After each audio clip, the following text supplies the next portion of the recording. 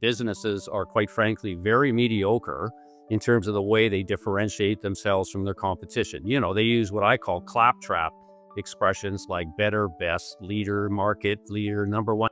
Those expressions mean nothing, right? Now, by you saying you're better and you're best, you're just giving me your narcissistic side. And quite frankly, that's disgusting.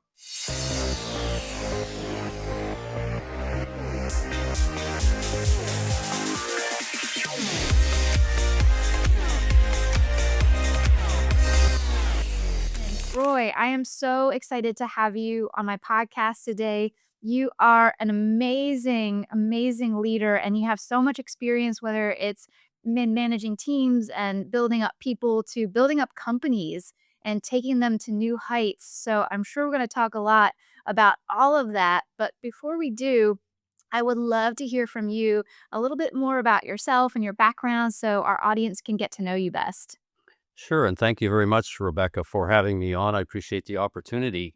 Like in a simple phraseology, I'm a guy that had the fortunate luck to be asked to lead an early stage internet company, which I did, and we actually grew it from that early stage to $1 billion in annual revenue. And so um, that was a really interesting journey, interesting leadership journey that I was engaged in. But as a person, I guess if there was one word that you could use to describe Roy, it would be disruptor. It would be different or be dead. It would be divisive. It would be edgy. It would be survivor. It would be pusher. I mean, it's literally all the characteristics that I learned were necessary to actually be what I would call an audacious leader. Okay, the leadership, particularly in an area where growth is the imperative, is not a textbook thing, Rebecca. It's not a textbook thing. And it really frustrates me when everybody talks about leadership, they pull out a textbook. Well, some of the stuff that you and I are going to talk about this morning, you will only find in this textbook. Okay, be different or be dead, the audacious, unheard of ways we took a startup to $1 billion. And so, what I'm trying to do now is basically share my experiences that actually worked. So, the stuff that we're going to talk about is proven. It's not theoretical, right? It actually happens in the real world, and I think people will be quite surprised because it's so simple. And a lot of people say, "Well, how can that work? It's so simple." And that's kind of a statement of the time where we actually put credence in complexity and believe that if you're not complex, you can't be successful, you can't be right. And it's so far from the truth. So I want to share my stuff. Let's do this. Yes, let's dive in. I love your mindset and philosophy, so I'm eager to hear what is an audacious leader or where to begin? Where do we start with that? Yeah, well, that's a good question, and it's a nice law because it really opens up all my stuff. And so I would describe an audacious leader as in basically four elements. And the first element would be a concept around be different or be dead, and that's all about differentiation.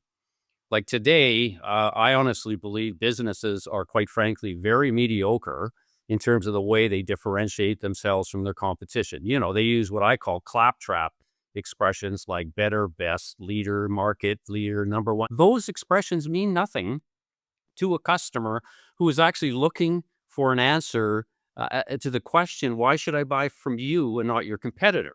So you got this world of claptrap, you got world of aspirations and helium filled statements, about what they aspire to, what businesses aspire to. And then of course you got narcissism, right? By you saying you're better and you're best, you're just giving me your narcissistic side. And quite frankly, that's disgusting. And so, into that context, there's a major role that a leader has to play at the strategic level in terms of how do I differentiate my business from everybody else out there. And I've created a whole process in order to do that, which we can get into. But the first piece, differentiation. By the way, interesting, you check out a leadership 101 book, you'll never find that because they think that's a marketing function. Well, it ain't a marketing function. If the leader isn't figuring out how to distinguish their organization from the competition and drive performance to remarkable levels, And quite frankly, they're not a leader, in my humble opinion. So that would be number one. The second piece would be an audacious leader is relentlessly focused on execution. They spend 20% of their time trying to get the plan just about right. In an imperfect world, we're not striving for a perfect plan, and that's exactly the antithesis of what everybody out there does today. They spend 80% of their time trying to get the plan perfect, which blows me away because how can you perfect an imperfect world? How can you be perfect when the world won't allow you to be perfect? So my philosophy and the audacious leader's philosophy is get the plan just about right, start executing it, learn as you go, revise as you go, and eventually you'll get it right, not on the basis of theory. You'll get it right on the basis of execution and performance, okay, in terms of what your organization is prepared to do. So that's the second piece. Execution should take up 80% of your time in the sort of strategic planning development. 20 on the plan, 80 on the execution. The third piece, audacious leaders serve. They don't command and control, they serve. And I've coined this expression. It's really leadership by serving around. Some people call it servant leadership, but that's sort of morphed into the textbook, so I don't use that. In my world, it's leadership by serving around, and it's a real interesting concept because what you do is you're in the workplace. You really are in the workplace. You're not sitting a million miles away on a device having, an informal conversation or a formal conversation. You're with people, you're embedded with your organization, asking the simple question, how can I help? Now, the how can I help isn't about how can I help your personal life? How can I help you with this and that? It's about what are the things that are going on that prevent you from what? Executing the strategy. So this is highly focused. Okay, like it's not about hey, let's like one another. Okay, that's important, but for me, I wanted to know what are the pinch points. What are the pinch points that prevented people from executing the strategy?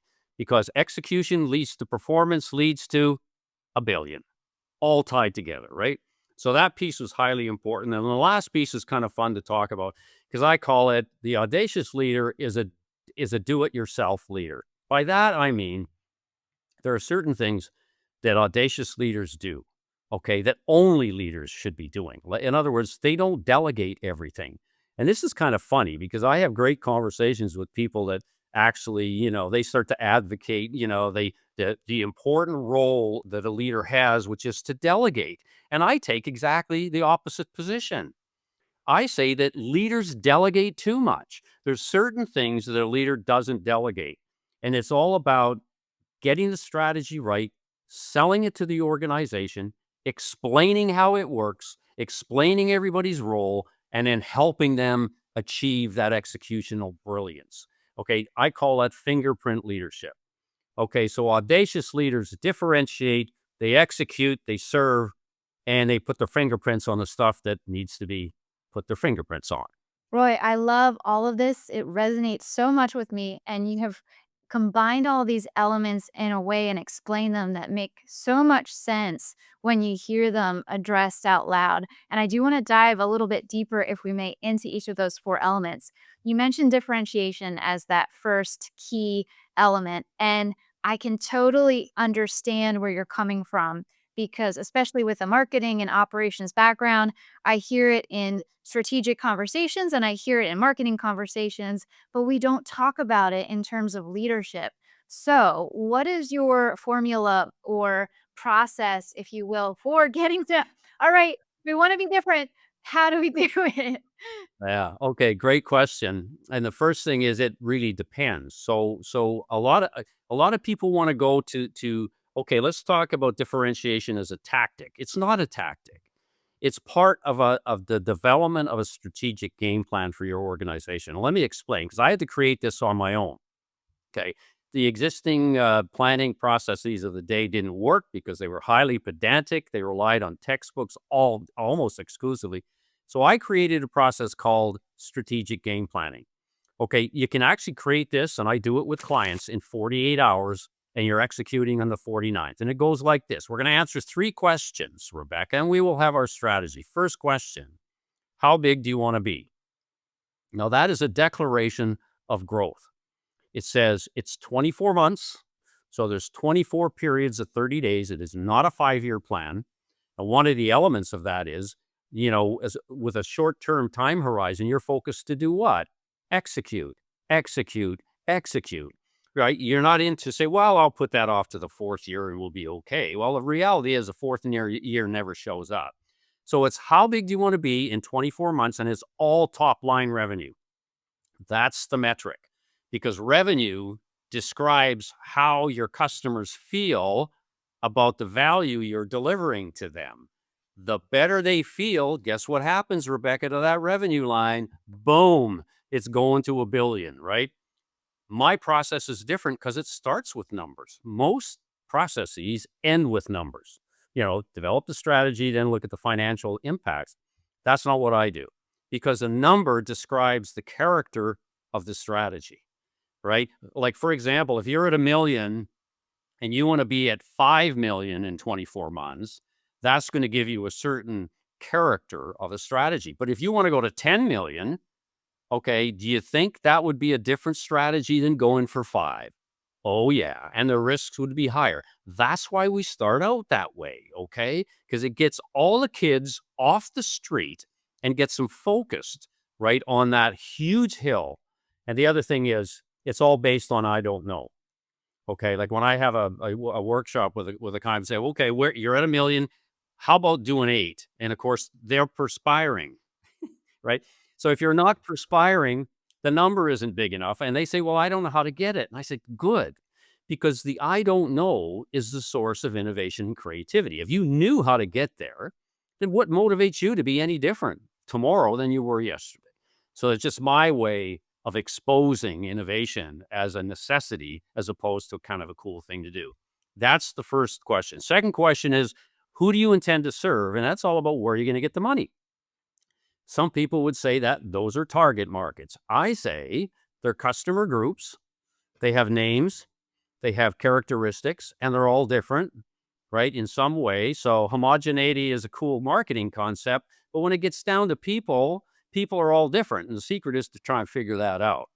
And so what I suggest is you select a very, very small number of customer groups that have the latent potential to deliver the how big.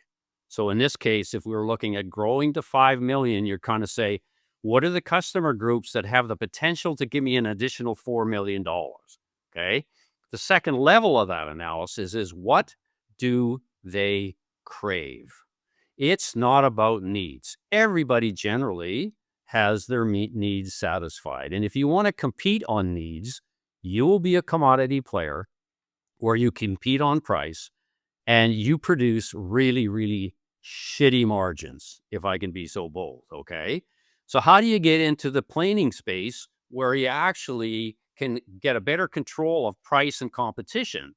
Well, I learned a long time ago, it's all about playing into the emotional side of a person. Okay. So, a craving is something that, Rebecca, you desire, it's something that you covet. It's something that you lust for. It's something that you want to be gasp worthy about. You want to be rave worthy about. Okay, so it's all right brain stuff.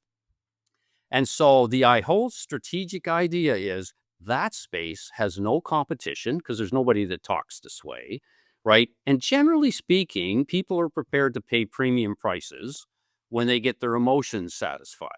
Right? It's not like about, oh, whoopee, I got like 17 megabits worth coming into my internet stream, but that's not why I buy from a company. I buy because of the experience, all of these moments that are created for me that make me feel special. That's the craving piece. The third piece is going to get at your differentiation question. So you can see right away, you don't answer the differentiation question without creating context around it. But it comes out of answering the question, how will we compete and win in the customer groups that we've chosen to satisfy because we believe they have the latent potential to deliver the how big. So you can see how this whole thing is absolutely inextricably linked. So the differentiation says if I've chosen 3 customer groups, I need to be, and this is the solution I've come up with, I need to be the only one that does what I do in those 3 customer segments, okay? It's not about being better, best, whatever. I had to create what I call my only statement. We're the only ones who, and it's all targeted on the customer groups that you have decided to allocate your scarce resources to. And so you can see, the answer to the differentiation question is really an answer to a different question. It's about what is your strategic purpose? What does that look like? Where are you going to focus in terms of customers that you choose to serve? What do they crave? Now let's figure out to be the only one that does what we do for those customers and what they crave. And that's the only statement. And it fits really cool into a strategic planning statement that might say, we intend to grow our top line revenues from 1 million to 5 million by the end of 2026. We will allocate our scarce resources to customer segments 1, 2, and 3 in Vancouver who crave for blah, blah, blah, blah. We will compete and win by being the only one who. That's your strategy. And then what we do is go down and we just break that down into specific objectives with accountabilities and timeframes. But that's as simple as it gets. There's no SWOT analysis. I drag this out of your head because I know how to do this, right? And you can't bullshit me. You just can't. People have tried. You can't. And so at the end of 2 days, we have a strategic game plan that has a clear differentiation. Let me give you an example of this client that I just finished with. It was so much fun. He was in the landscaping business. No, he wasn't even doing it. He was in the lawn cutting business. And I got to know him and he said to me, he says, "Roy, you got to help me because I don't know what I'm doing. I don't know what my priorities are. It's driving me crazy. I don't know." So we went through the process that I just described to you. And so we got to the only statement. He goes, "We cut lawns. I mean, I I can be polite to customers, etc., but that's about it. I'm not really special." So I said, "Well, what if we reframed what you do?" He goes, "What?" I said, "What if you thought about yourself because you've got so many relationships, right, with other suppliers like painters and plumbers and blah blah blah, all this kind of stuff. What if you thought about yourself in the property development business, right? And you decided to be the only one who provides tailored solutions in the property development realm to your client group. What do you think about that?" He goes, "What? Yeah, I would be the only one." So I said, in other words, we created the conditions under which he was unique because it's not always apparent that you are unique because we all struggle, right? To just get stuff done. And I've done this. I did this with a boat dealer in Toronto, Canada, who thought he was selling boats and he ended up to be in the business development business for boat dealers where he used boats as kind of like a quote anchor sort of product. Well, and you know what? He ended up because the craving in that particular case was the boat dealers craved assurance that their business would continue to grow. And so when we thought about that, I said, you know what they really want? They want somebody to help them run their business. Can you do that? Because nobody cares if the boats float. They kind of expect that they're going to float, right? That's you're not going to get an advantage there. So what I'm saying is the process allows you to think about your business in different ways as you strive to be the only one that does what you do.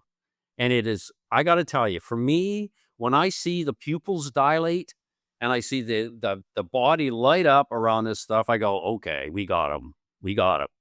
Roy, you have me lit up because I'm like, "Oh, I love this. I love talking strategy and the way that you help people cut to the core and then reshape and rethink the approach." It's just I said it earlier, it makes so much sense when you think about it, but people do need someone like you. They need you to help them think through it in a different way with that structure you provide. And I love how you talk about strategy and how there's no perfect strategy. I tell my team, you can have a perfect strategy on paper, but it means nothing if you execute. And now I think I'm going to rephrase that because yeah, you can't even have a perfect strategy on paper. So let's talk about the execution aspect of it because you're saying you have that 48-hour period of strategizing and thinking, rethinking. 49th hour is execution, and I love that urgency there. So how can we all be better executioners of our strategy and take action in a more focused and effective way? Well, you have to do your work. And what I mean by that is you have to do the strategic game planning thing first. Okay. So, because execution flows from that, it flows from being uncomfortably comfortable. All right. It flows from accepting that yesterday was probably irrelevant and we need to move on to new things. And you need to shape that and describe it for people. The execution phase, from a leadership point of view, has some very, very specific requirements. We talked about one earlier, which is fingerprint leadership. Okay, that's an execution element. A lot of people don't think about it that way. I mean, why are you putting your own fingerprints on certain areas of the operation? You're doing it because you're trying to facilitate execution, right? That's only right. You're not doing it to satisfy leadership 202 textbooks. Okay. You just are not. In fact, you got to understand from a leadership point of view, your job is to drive the performance of the organization, the highest level. That's what it is. It's not to be a nice person. It's not to do all of these things. It's to drive performance. I mean, hell, we never would have got to $1 billion without a relentless drive, okay, to do the things that were necessary to change performance to get there. And so putting your fingerprints on, one of the things that I did is we had this customer service strategy that I articulated as taking the customer's breath away. How do we do that? Okay. Delivering gas-worthy moments of truth, providing rave-worthy experiences. Using really, really rich language and emotionally driven language to describe what you do. I would not allow people to decide on their own what that looked like. The worst thing I wanted to do is get into a situation where Rebecca decided the behaviors necessary to do that. Roy decided, and everybody else decided to do that. Don't forget, I had a 7,000, 8,000 person organization.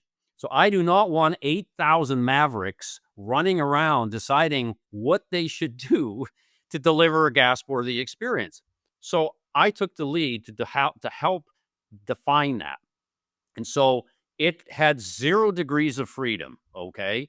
This is it, boom. These are the 3, 4 things, not complicated stuff, that you need to practice every time out. Every time you're on an ops, as defined by a customer engagement, these are the things that you need to do. And we followed up them and we surveyed that.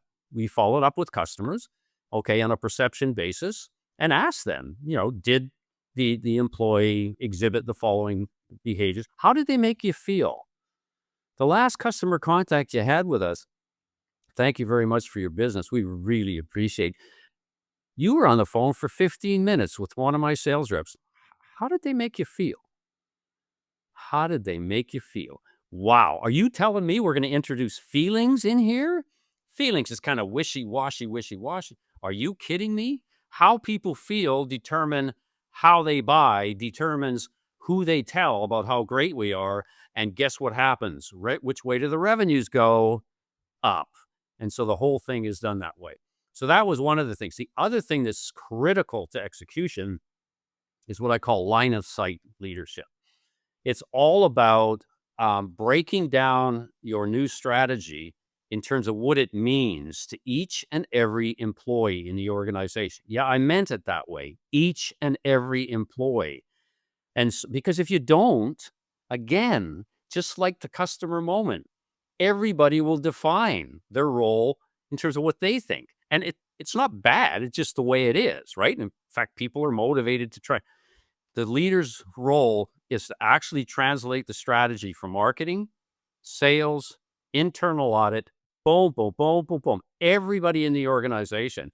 And basically, nobody does it because they delegate it to the ops people. They delegate it to the business development people. Well, this is not something that you can delegate, right? Because if you do, typically what happens is dysfunction sets in. I laugh when people say, "How do you cure dysfunction in an organization, Roy?"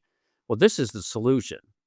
Okay, but most people aren't willing to put the work in because it took me, Rebecca, it was excruciating the time that it took to, because in the process of translating, guess what you end up doing? You end up reselling the strategy to people in the room. And that's a good thing, right? Because it's just driving it, driving and driving and driving. And so the line of sight piece is important. And the third one I will mention, I call cleansing the inside. So this is all about viscosity. So stay with me on this. It really does make sense.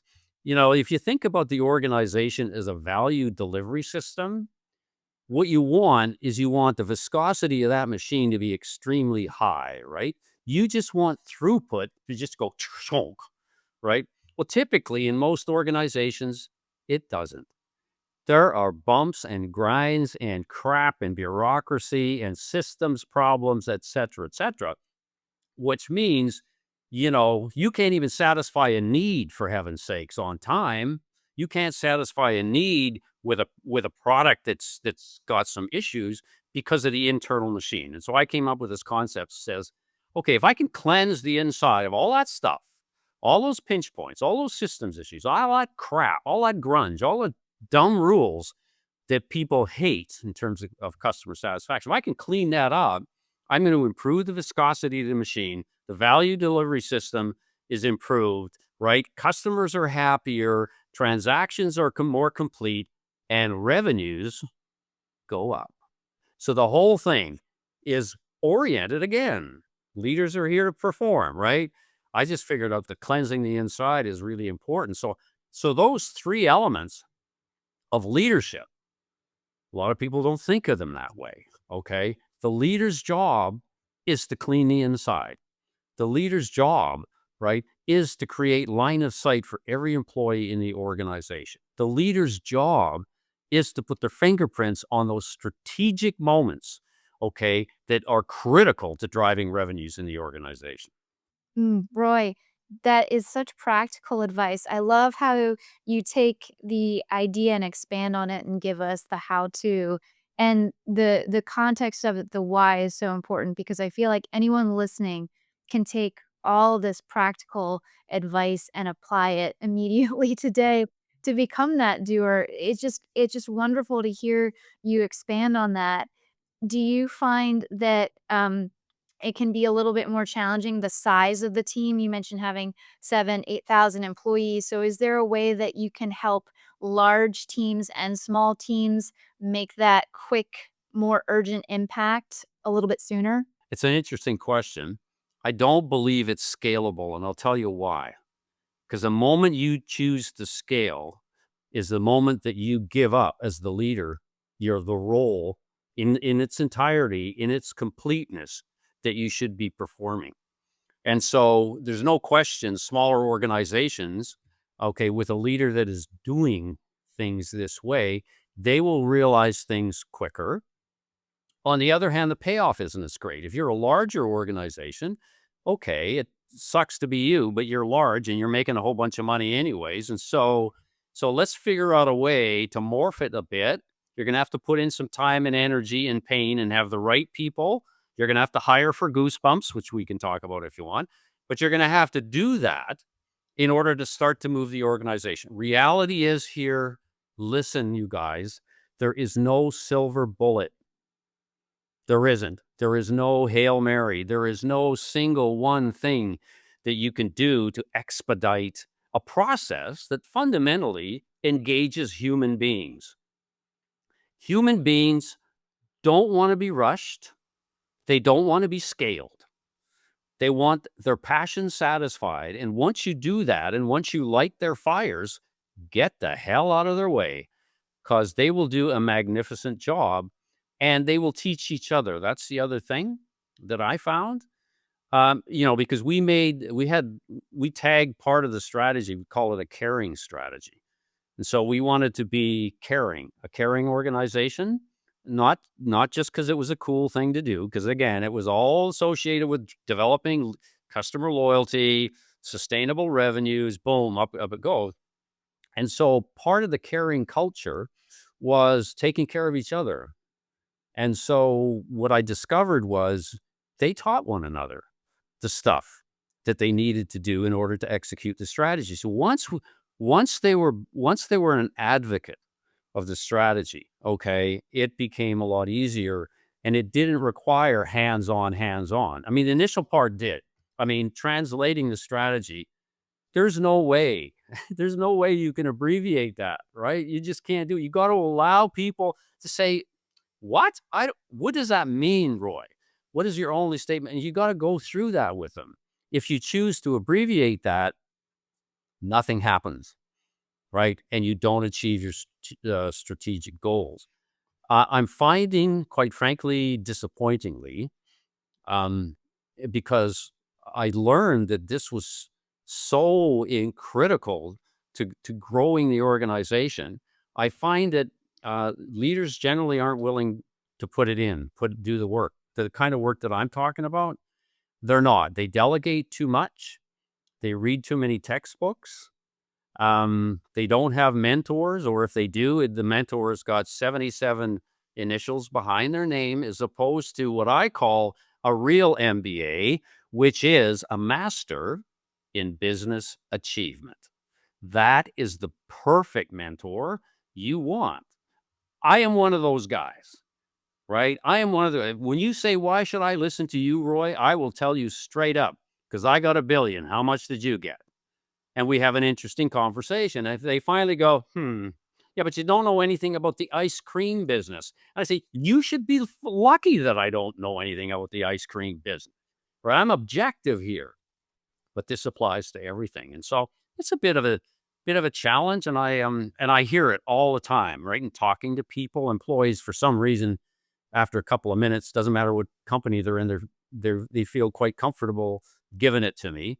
And yeah, I hear that all the time. It's just no direct engagement between the strategy and the execution element by leadership. I used to get into so much trouble with my boss. I mean, I would have to cancel meetings with the board because I was with the operator services people, because this sat in the middle of first of all, a monopoly company that moved into a competitive world through deregulation and that. I was sitting with a whole group of operators going through this kind of stuff, and I couldn't meet with the board. Well, you think I was popular? No, I was not. However, once my boss understood what I was doing, and once he saw the revenues go this way, he said, okay, Roy's off to doing his thing here. Let's let him do it, because I know at the end of the day, we're going to get more revenue out of him doing this as opposed to talking to the board. Roy, I can hear it. You talked about, wanting people to hear. I can hear you have that wisdom and insight and just the wealth of experience behind you to know that you are able to guide anyone through this framework, this structure, and get to, like we were saying earlier, the core of what it means to be different and then execute on that. And we covered the first one, the differentiator side element, being that doer, that executor, and then taking that into, I think it was the fourth element, being that leader who performs as well. The third one that you mentioned was being a leader who serves. And I like how you differentiate the idea of serving versus being a servant leader, because I think you're right. I see that come up a lot. And even though I love the title servant leader, the philosophy behind that, I love how you make your own distinction. So would you expand on that for us and what that means for you and the people you work with? I would differentiate. It's servant leadership is kind of like what I would say is sort of the traditional way now that that concept is being tagged. So, of course, I'm going to reject the status quo and I'm going to go for something that's a little more meaningful. For me, it was more about a process. And so the reason I call it serving leadership is that it made it like an ongoing thing. Like you can claim to be a servant leadership and do one thing all year, right? That's not what I'm talking about. I'm talking about somebody that day in and day out is embedded in their organization asking the simple question, how can I help? Again, but it's pointed. I mean, you lead them to say, okay, I wouldn't say it this way. Well, maybe after a while I started to do this. I say, okay, what's preventing you from cleansing the inside of this organization? Well, Mr. Osing, what do you mean by that? Good question. Allows me an opportunity to explain the strategy, et cetera, et cetera. And so that process was kind of based on how can I help? That was my process. And I just did it. I call it leadership by serving around. Okay. And so I linked leadership to serving. All right. Servant leadership, a lot of people find repugnant. I've had people say, I'm not going to be a servant. And I keep saying, well, you should be if you want to be a good leader. But I would take it one step further. You need to have serving, right, as part of your DNA. If you don't, you're not really going to be able to do your job in the long run. This isn't about let's be cool for the next a year. It is not. And I find that it's the flavor of the month. People jump on it and they go do stuff in the image of that activity, as opposed to the fundamental purpose for which it was designed. Serving is a strategic act. It's designed to mobilize, improve performance, and guess what? The revenues. Increase revenues. Oh my goodness, Roy, I love your brain and I love your heart for strategy too. You are giving me goosebumps. You talked about Oh, goosebumps no. and would you tell us a little bit about what you mean by that and Or I got what you it on you went for the yeah. goosebump hook. Oh Yeah, well yeah, I well, actually, it was part of the strategy of creating these memorable moments for customers, right?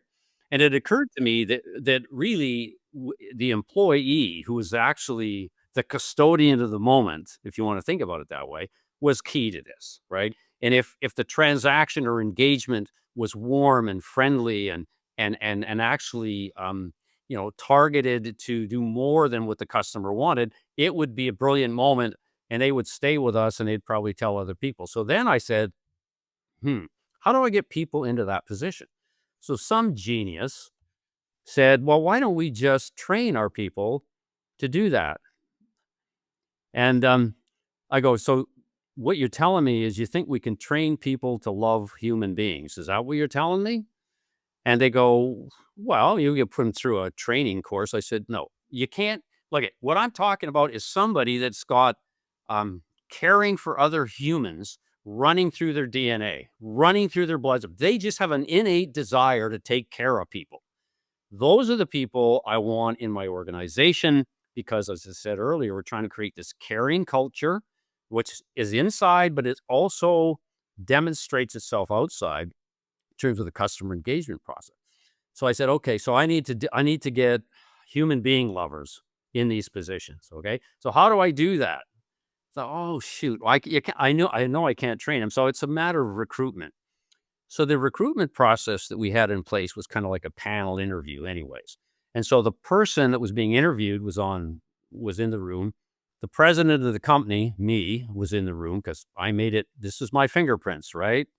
Right. I'm going to ask certain questions for two reasons so that the candidate gets the question and my direct reports sitting around me, I imprint them so they get it too. Right. And after a while, it was pretty good. So, anyways, we didn't spend a whole lot of time on, how is your conflict management ability?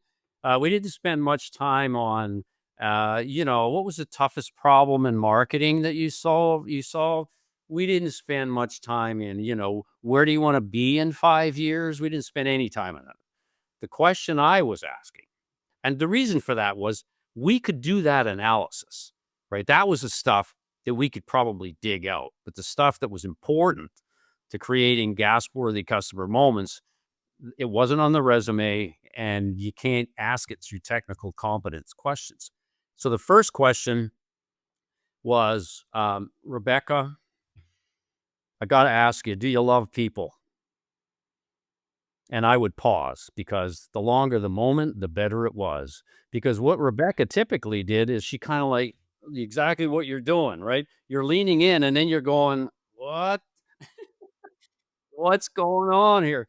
I think I know the answer to the question, but I have not a clue where this dude is going, right? So of course you say, "Yes." Well, Mr. Osei, yes, I do. Yeah, I don't know if I'd say I love him, but yes, I do. Okay. Then the second question would go, "Okay, I want you to tell me a story. I want you to tell me a story that would prove to me that you love people, that you have this incredible innate desire to care for them." So two things happen, right? First of all, the person that really doesn't like them, and we can all spot them when we go shopping, right? In stores, no eye contact. They'd rather be sitting in the back, I don't know, doing HTML programming or inventory, something or other. Anyways, they would give you what they thought you wanted to hear.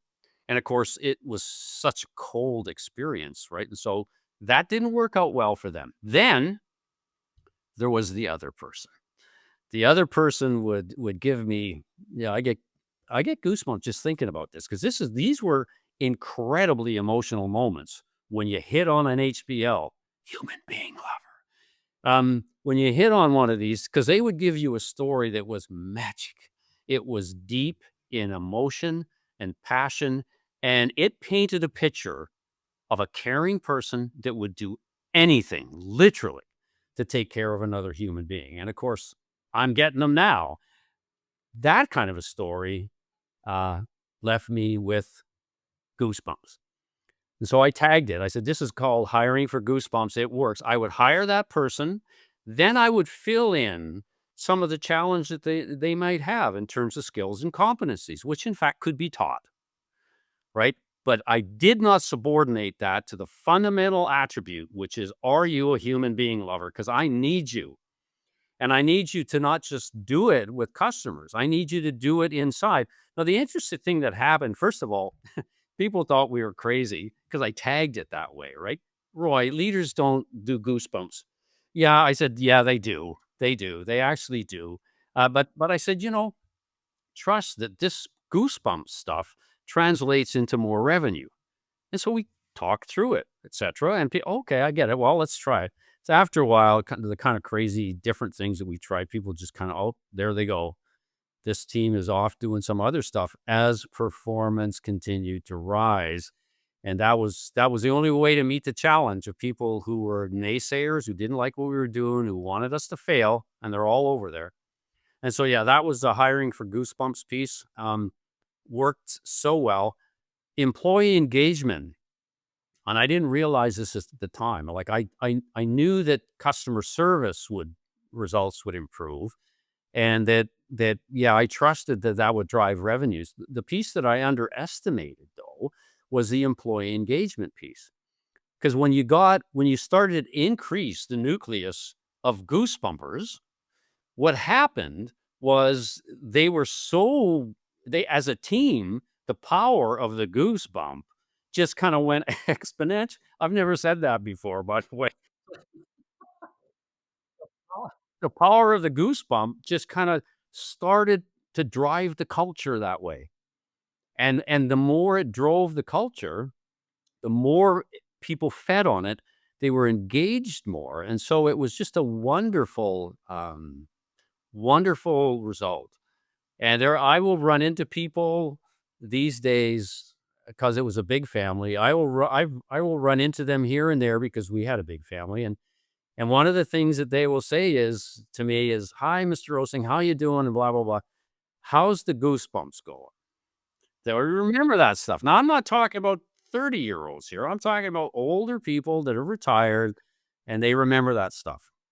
So, truly, truly amazing kind of, but think about how simple that was. I will have to tell you a story. I did a podcast for a woman in New York. She had a PhD in human resources.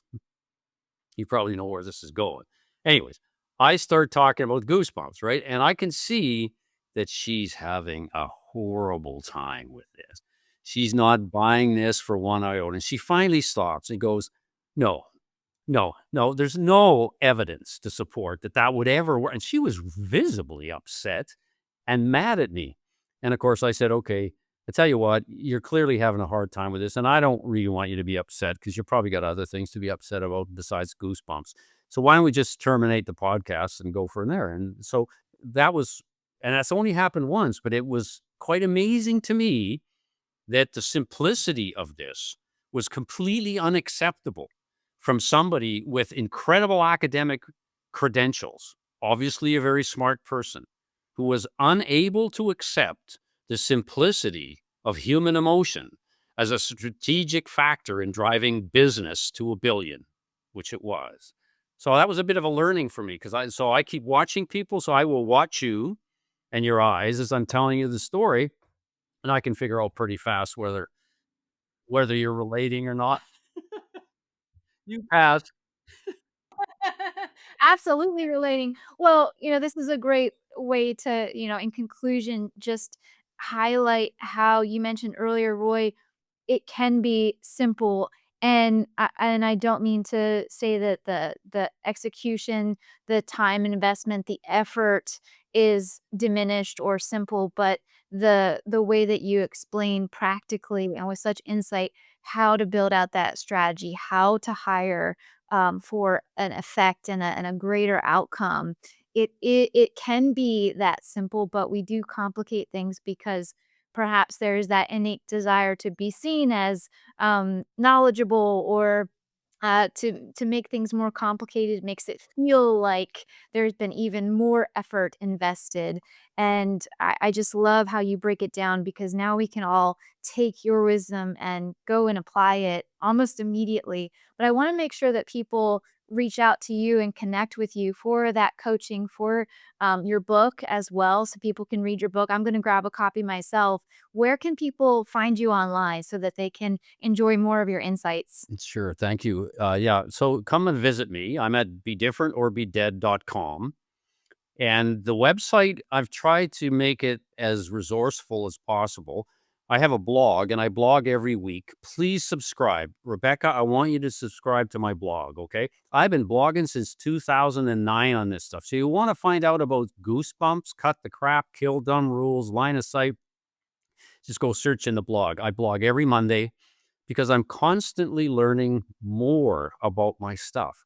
As I have conversations with people like you and others, it opens up just different things for me. So the blog is alive, it's organic. So take a look at that. There's a page that describes the 7 books that I've written around Be Different or Be Dead. You can check that out.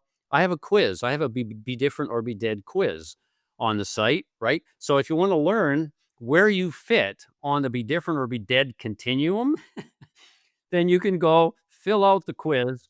And what it does is basically point you to, well, should you be looking at what you're doing in marketing? If you want to be different, if you want to espouse and live the principles and my content, it will help point out. Well, so it takes you through marketing and leadership and careers. Huge piece about leadership on this we haven't touched. We could do a whole other show on this.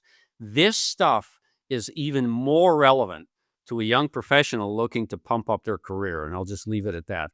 It's highly relevant. So there's a quiz page on there. I've recently embedded my podcast because I too have a podcast called Audacious Moves to a Billion, but it's a different podcast, as you might expect. Well, so what I'm doing is I'm repurposing the shows with the host's permission that I've done. Okay, and I'm clipping them. I'm doing some stuff with them, to focus on certain subjects, etc., with attributions, of course, going to the host, etc. So all I'm really doing is providing another avenue for the host's original show to get to people, and it's on my website. So I use an Apple podcast player, and every week I try and get a couple of posted up there, which you should see on the homepage. You can go check that out. And it's fun because one of the things it does is it showcases the absolute brilliance of the hosts that I've been having the fortune to actually work with over the last couple of years. Like I think Rebecca, you're about number 120 that I've done in the last Wow. couple of years. Yeah, yeah, just like Wow. oh, and they're all fun. They're all different. Well, except for that one in New York, didn't work out too well. But there, and the other thing is, I want to mention I have an email, roy.osing@gmail.com, and I'm really happy to have a conversation one-on-one. I have people after shows like this, they will be caught up by a notion, well, can I get more information on cravings? Roy, here's my only statement. What do you think about it? Roy, my boss won't put his fingerprint on anything. What do you suggest I do? So I'm getting into the kind of remote sort of coaching pro bono scene, which I'm happy to do. And I say, use me. I'm here. I've been around it. I know it works. For heaven's sakes, come visit Papa Roy. I love it. Roy, it's just been such a great master class. I definitely learned a lot from you just in this past hour, and I hope our audiences have too. I love that you're a lifelong learner yourself and constantly evolving. So, I'm going to be running, not walking to sign up for your blog.